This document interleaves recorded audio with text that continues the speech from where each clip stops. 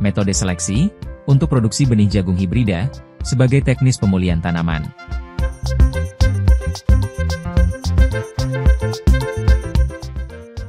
Tanaman jagung, Zea mays, merupakan salah satu tanaman pangan dunia yang terpenting.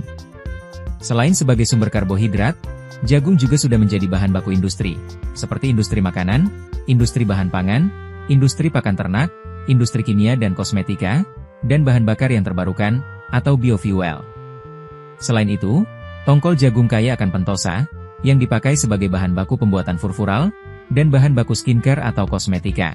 Sedangkan, jagung yang telah direkayasa genetika, atau GMO, juga ditanam sebagai penghasil bahan farmasi. Kondisi ini membutuhkan dukungan segala faktor, untuk meningkatkan produktivitas tanaman, salah satunya melalui pemuliaan tanaman. Pada dasarnya kegiatan pemuliaan tanaman, merupakan kegiatan yang dinamis dan berkelanjutan. Kedinamisannya dicerminkan dengan adanya tantangan dan kondisi lingkungan yang cenderung berubah. Sehingga kegiatan pemuliaan tanaman pun akan berpacu sejalan dengan perubahan tersebut. Pemuliaan tanaman merupakan ilmu terapan yang multidisiplin dan memanfaatkan beragam ilmu lainnya, seperti genetika, sitogenetik, agronomi, botani, fisiologi, patologi, entomologi, genetika molekuler, biokimia, statistika dan bioinformatika. Pada umumnya proses kegiatan pemuliaan adalah 1. Usaha koleksi plasma nutfah sebagai sumber keragaman. 2. Identifikasi dan karakterisasi. 3. Induksi keragaman, misalnya melalui persilangan ataupun dengan transfer gen. 4. Proses seleksi. 5. Pengujian dan evaluasi. 6. Pelepasan, distribusi dan komersialisasi varietas. Teknik persilangan yang diikuti dengan proses seleksi merupakan teknik yang paling banyak dipakai dalam inovasi perakitan varietas unggul baru, diikuti oleh varietas introduksi.